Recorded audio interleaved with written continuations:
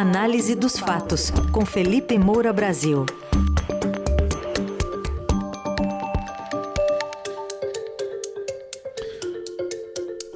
Hoje em destaque a reaproximação entre Sérgio Moro e Jair Bolsonaro e qual o papel do ex-juiz na campanha do presidente, campanha reeleição. A gente vai abordar também o tiroteio que ontem em Paraisópolis interrompeu uma visita do candidato ao governo de São Paulo, Tarcísio de Freitas. Felipe, bom dia. Salve, salve, Raizen, Carol, equipe da Eldorado FM, melhores ouvintes, sempre um prazer falar com vocês. Bom dia, Felipe. Bom, diante desse fracasso em se projetar como uma terceira via na corrida presidencial, a gente viu Sérgio Moro ressurgindo ao lado do presidente, como uma espécie de assessor ali no debate, né, contra Lula na Band. E isso anos depois de ter sido despejado ali, alijado, né, do governo, de ter demonstrado que também não é um baita estrategista, ao menos sobre a própria carreira. Isso não é o seu forte. Esse retorno de Moro a Bolsonaro chega a desmoralizar ainda mais o combate à corrupção? E qual o risco do presidente também descartar o ex-juiz ser eleito? Bom, Carol, primeiro vamos falar aqui de uma maneira mais pragmática sobre a função do Sérgio Moro na campanha do Jair Bolsonaro nesse momento. A função dele é atrair de volta os eleitores que votaram em Jair Bolsonaro em 2018 e que se frustraram com o descumprimento de promessas, com esses estelionatos eleitorais, com a própria sabotagem do combate à corrupção apontada anteriormente pelo próprio Sérgio Moro. Lembrando que o Moro foi ministro da Justiça e Segurança Pública do governo Bolsonaro e teve diversos ruídos com o presidente porque queria endurecer a legislação penal, queria a independência e a autonomia de órgãos de fiscalização e controle, da própria Polícia Federal. E Jair Bolsonaro, com seu filho Flávio, denunciado pelo Ministério Público do Rio de Janeiro por desvio de mais de 6 milhões de reais na Assembleia Legislativa do Estado, em esquema mal chamado de rachadinha, um grande rachadão, na verdade, o desvio de dinheiro em gabinetes, por meio do uso de funcionários fantasmas, com o operador Fabrício Queiroz, tudo aquilo que foi varrido para debaixo do tapete, com recursos muito parecidos com o que o Lula usou para varrer a sujeira dele para debaixo do tapete. Você aponta que houve uma irregularidade por parte da investigação para acessar determinados dados, sendo que os dados eram todos verdadeiros. Mas não podiam ter sido acessados, então se vai criando ali uma série de obstáculos e acaba que ninguém mais dá bola para o processo. Você teve uma aproximação da família Bolsonaro, inclusive, com o Cláudio Castro, que hoje apoia o presidente no segundo turno, que era o vice do Wilson Witzel, que se tornou um grande inimigo da família. E aí chegou ao poder, escolheu, então, o procurador aqui do Rio de Janeiro, né? Aqui não, porque eu estou em São Paulo nesse momento, mas lá do Rio de Janeiro, que acabou com o GAEC, o grupo anticorrupção que investigou as rachadinhas. Então, tudo isso foi meio varrido para debaixo do tapete, mas naquele momento em que o Moro estava com o governo, a família Bolsonaro estava muito preocupada e acabou o presidente sancionando jabutis no pacote anticrime, como a restrição à delação premiada, restrição à prisão preventiva, a criação da figura do juiz de garantias, transferiu o COAF do Ministério da Justiça, onde o Moro estava, para o Ministério da Economia, depois Banco Central, onde a ingerência política seria mais fácil. Uma série de medidas, né? O próprio afrouxamento depois da lei de improbidade administrativa é muito significativo de que Jair Bolsonaro adotou ali um caminho bastante diferente da pauta anticorrupção do Sérgio Moro. E aí culminou tudo isso com a ingerência política na Polícia Federal. Jair Bolsonaro estava preocupado com o avanço de inquéritos sobre o Flávio Bolsonaro, um deles, que era um inquérito eleitoral, desdobramento do rachadão, na superintendência da PF no Rio de Janeiro. Ele queria trocar o superintendente da PF no Rio. O presidente não troca diretamente o superintendente da PF, ele precisa trocar o diretor-geral da corporação. E o Moro não queria, porque a corporação ia bem tecnicamente, e ele, como ministro, para quem Jair Bolsonaro tinha dado carta branca para nomear o diretor da Polícia Federal, não queria responder por alguém colocado pelo presidente com interesses outros, sem qualquer motivação técnica. Então saiu do governo falando isso e passou a apontar que Jair Bolsonaro não teve nenhum compromisso com o combate à corrupção. Então o Moro teve essa tentativa de ser candidato a presidente pelo Podemos, aí depois o partido meio que desistiu da candidatura dele, ele foi... tinha falta de dinheiro, tinha uma série de problemas, falta de mobilização do partido. Os partidos hoje estão mais preocupados em formar uma bancada grande de deputados federais, porque quanto mais deputados você elege, mais você tem a fatia dos fundos públicos, tanto partidário quanto eleitoral. Então, nenhum partido tinha uma disposição muito grande para um projeto nacional para disputar de uma maneira incerta, dada a força de Lula e Bolsonaro, essa eleição que ficou polarizada entre os dois no segundo turno. Então, Sérgio Moro migrou para a União Brasil, que pediu para ele para ser candidato em São Paulo. Ele foi para São Paulo, ele que é do Paraná, aí o PT entrou com ação de impugnação, a Justiça Eleitoral vetou a transferência eleitoral dele. Pode ter sido um tiro do pé do PT, e eu apontei isso na época, porque o Moro estava muito forte nas pesquisas no Paraná, aí ele acabou voltando, e, de fato, foi eleito senador pelo Paraná. Quer dizer, de repente, em São Paulo, ele teria uma situação mais complicada, concorrendo com o próprio Marcos Pontes, que acabou eleito, e com o Márcio França, que liderou, de acordo com as pesquisas, né, que acabaram não acertando, toda a disputa. Então, o Moro foi eleito senador no Paraná, falando para o eleitorado bolsonarista do Estado, que, enfim, votou mais no Jair Bolsonaro, e ele não tinha como mudar em poucos meses, já que não teve assim, muito tempo para construir essa candidatura, a cabeça do eleitorado, sendo que o cenário nacional já estava ali mais polarizado entre o Lula e o Bolsonaro. Então ele precisou conversar com o eleitor bolsonarista. E o Bolsonaro não interferiu diretamente nessa eleição de uma maneira mais incisiva. Ele poderia ter passado a corrida eleitoral atacando o Sérgio Moro, mas também houve um cálculo por parte do presidente, já que ele próprio estava em disputa e precisava reaver o eleitorado perdido em 2018. Então ele deixou correr a eleição no Paraná, não fez um movimento, por exemplo, de chegar próximo do governador, que acabou reeleito, Ratinho Júnior, com 69% dos votos, então assim, alguém que tem muita popularidade no Estado, muita influência, e poderia falar para o Ratinho para adotar ali o candidato bolsonarista, que era o Paulo Eduardo Martins, não era o Sérgio Moro, o candidato da base bolsonarista à vaga do Senado pelo Paraná. O Paulo Eduardo Martins ficou na aba do Jair Bolsonaro, o Bolsonaro, às vésperas da eleição, foi lá dar discurso em Londrina, por exemplo. O Paulo Eduardo ficou com a bandeira do Brasil, andando do lado do Bolsonaro o tempo todo, para tentar sugar aqueles votos bolsonaristas, mas o Bolsonaro, portanto, não interferiu para que o Moro fosse alijado e deixou que o Moro chegasse perto do Ratinho Júnior também, explorasse ali a influência que ele tem, e o Moro acabou sendo eleito porque a força do combate à corrupção da Lava Jato, na terra onde ela nasceu, ainda é muito forte, e ele superou um candidato bolsonarista que não é um candidato de ponta, de forte carisma e apelo nacional. Então houve essa retribuição do Moro apoiando a campanha do Jair Bolsonaro nesse momento. Esse não é o único fator, evidentemente. O Lula prometeu perseguir o Sérgio Moro, a gente já vai ouvir inclusive um áudio, né, de uma live do Lula nesse sentido. O Moro, como juiz da Lava Jato, foi o primeiro a condenar o Lula, não foi o único, né? Há muita distorção, muito ranço anti-Moro e anti-Lava Jato na imprensa, de modo que o noticiário fica tremendamente confuso, a gente precisa contextualizar as coisas. Então é claro que ele acompanhou as minúcias de todo o processo, ele sabe o que foi o Petrolão, foi uma baita de uma roubalheira, só pessoas abduzidas pela bolha de propaganda petista não reconhecem o que aconteceu na Petrobras, um monte de empresário corruptor pagando propina para agente político e agente público, para diretores, inclusive nomeados pelo próprio Lula, como aponta o Sérgio Moro,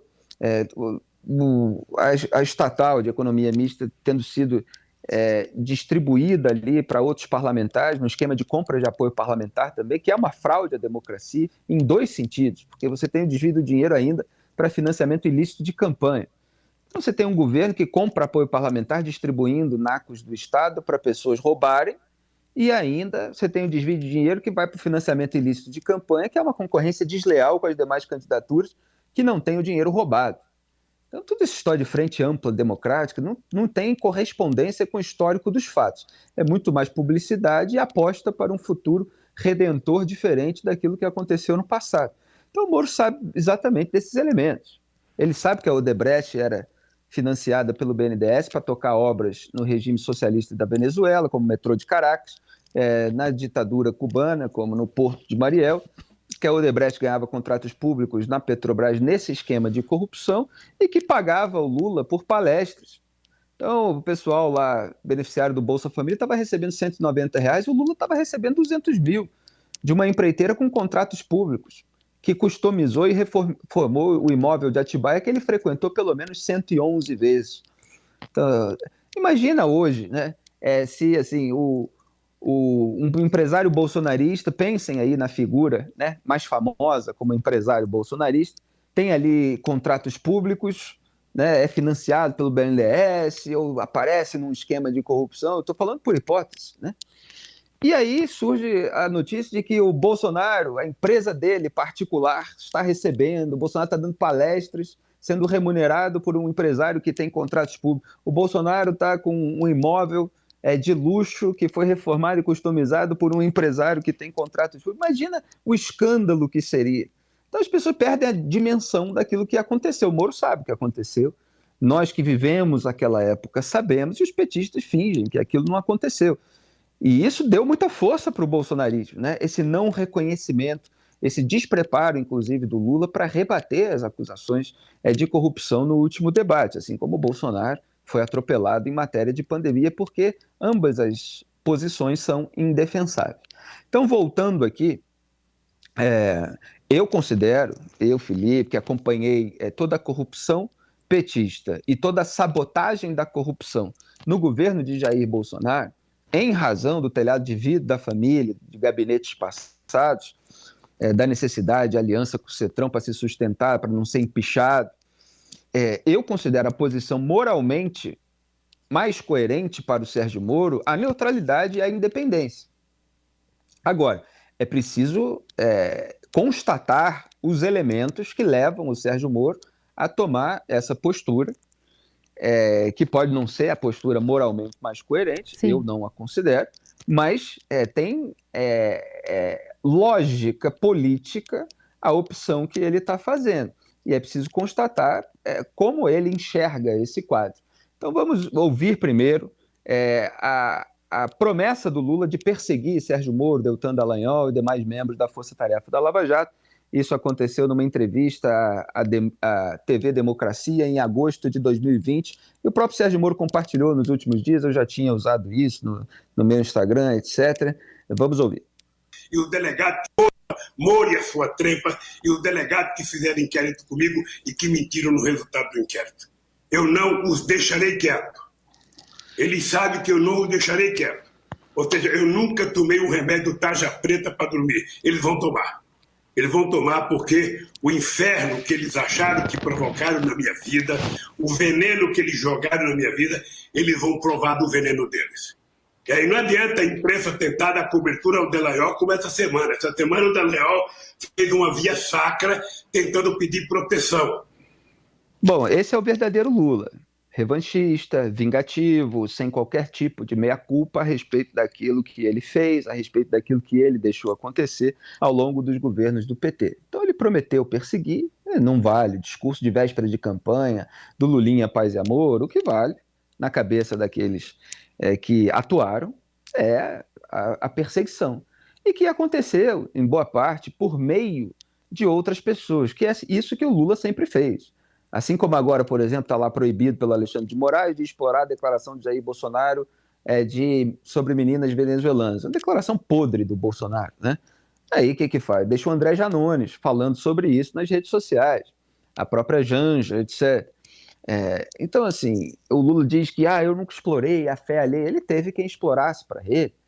Tinha militantes petistas, eu apontei em 2015, em coluna, na CNBB na época, no CONIC, ele próprio, no documentário entre atos do João Moreira Salles, falava de como o PT ocupou ali a base da Igreja Católica. Então, o Lula sempre teve quem fizesse as coisas para ele. Às vezes, ele solta uma declaração como essa, em que ele confessa as suas intenções. Então, assim, o Moro, o Deltan Dallagnol, tem motivos para não querer o Lula no poder, tem receios de perseguição e sabem os males provocados pelo petismo. E sabe que, com a caneta na mão, o sujeito pode recompensar quem persiga os seus inimigos.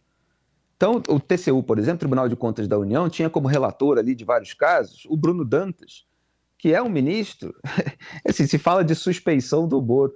O Bruno Dantas estava no jantar de inauguração da campanha do Lula e estava lá instrumentalizando o TCU para atacar o Deltan Dallagnol contra todos os pareceres técnicos naquele processo sobre diárias e tal, que é um absurdo completo, né? Eu escrevi um monte de artigos a respeito disso. As pessoas não precisam gostar do Moro, gostar do Dallagnol para reconhecer questões técnicas e factuais. E estava lá o Dantas só explorando. Assim como o caso do Moro, da consultoria, um caso completamente absurdo também.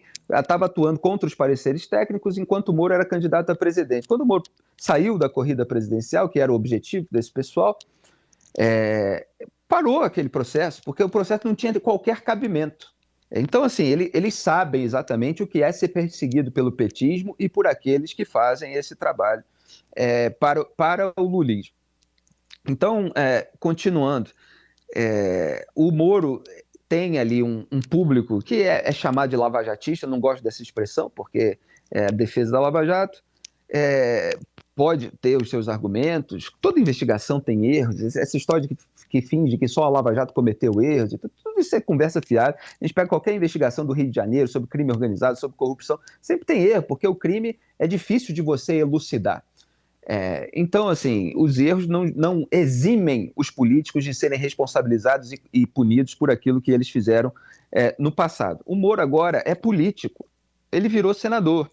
Então, ele tem ali um certo pragmatismo, obviamente isso pode ser criticado, mas a gente tem que distinguir todos esses elementos. Ele está fugindo do isolamento político. Nesse momento, principalmente no campo da direita, você tem duas forças, que é o antipetismo e um bolsonarismo mais raiz. Muita gente, pelo antipetismo, acaba escolhendo o Bolsonaro porque é a opção que tem, muitos escolhem até com o nariz tapado. E você tem o bolsonarismo mais radical e tal, que idolatra o Jair Bolsonaro. Esse público defensor da Lava Jato, do combate à corrupção, ele ficou menor em toda essa polarização. Então esse público está decepcionado com o Sérgio Moro, acha que ele deveria ficar independente, de maneira mais coerente. Mas, para construir alianças, para conseguir eventualmente aprovar projetos e para se tornar um líder político dentro desse campo ideológico e de rejeição à esquerda e ao petismo, ele foi formando essas alianças. E claro que tem esses constrangimentos de ele ficar lá perto do Ciro Nogueira, por exemplo, que foi alvo no inquérito do quadrilhão do PP, etc. Mas ele forneceu ali subsídios para o Jair Bolsonaro a respeito de criminalidade, transferência de preso, de líder de facção criminosa para presídio federal, os dados das refinarias, Abreu e Lima, etc., onde havia a roubalheira petista. O Bolsonaro ficou mais preparado para atropelar o Lula em matéria de corrupção. Os bolsonaristas aplaudem o Sérgio Moro, é um eleitorado artificial, porque se ele for, como ele está dizendo que vai ser, um senador independente, pode surgir ruídos com o Bolsonaro, com o bolsonarismo, e ele perder de novo o carinho dessa torcida de momento que idolatra o Jair Bolsonaro. E ele perde essa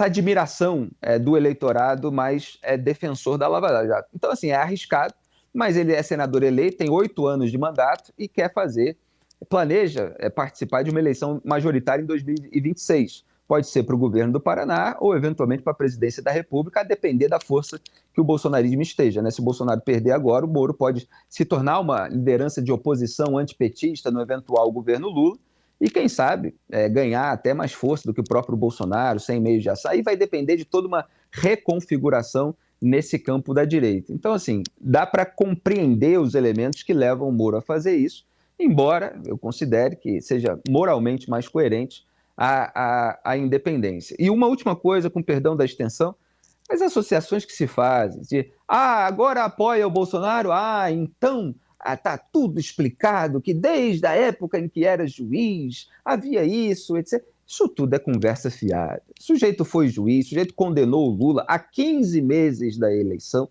quando o Bolsonaro não era visto por ninguém como alguém que tivesse chance. Talvez eu estivesse dizendo lá, ó, o Bolsonaro tem a força, porque tem um campo aqui onde existe uma lacuna de representatividade, porque eu falava essas coisas. Mas o Bolsonaro, a pré-candidatura dele, há 15 meses da eleição, era frágil, podia não se consolidar e era ridicularizada na imprensa. E o Lula foi condenado depois, em segunda instância, foi mantida a condenação pelo Superior Tribunal de Justiça e houve as manobras jurídicas que empurraram tudo para debaixo do tapete. Então, essa análise pós-fato, que é muito feita agora, é mais compra de narrativa petista.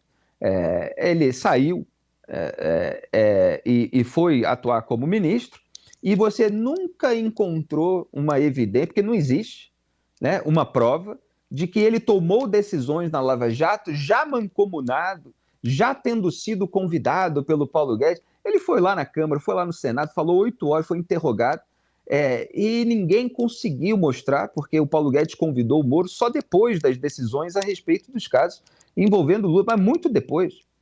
E aí ele largou o magistrado e foi para o governo. Então não dá para misturar as coisas. Repito, tem as críticas, a questão moral, a questão da coerência.